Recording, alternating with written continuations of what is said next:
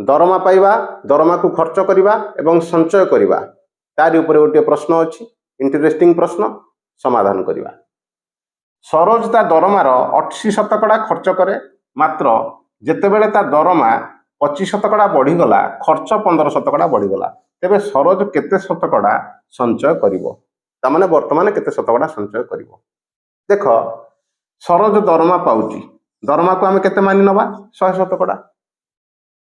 प्रश्न अनुसार दिया जाइछि सरोजर दरमा जेतिकी पाए से 80% खर्च करे तामाने जदि 80% से खर्च करे तेबे संचय केते करे 100% रु 80% फेड देले हम पाइबा 20% से संचय करे होना नहीं। तापर प्रश्न देइछि जे दरमा जेतेबेले तार 25% बढ़ीगला माने कौन 100% रु 25% बढ़ीगला 25% बाहर करवा। खर्च केते हबो 80% रु तार 15% बढ़ी जाइछि होना नहीं।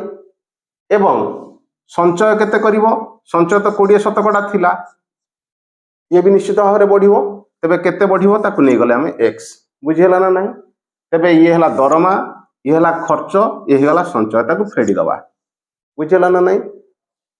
ये 20% वर्तमान शतकड़ा को आगे काटी दबा शतकड़ा कटि गला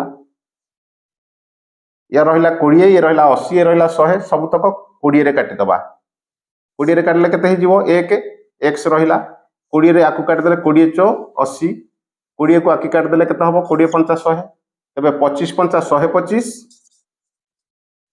फेडाण 15 चो 60 पाइबा केते 65% तेबे वर्तमान सरोज 65% संचय करिवो। ऑप्शन सी होउची तार उत्तर बुझेला ना नहीं।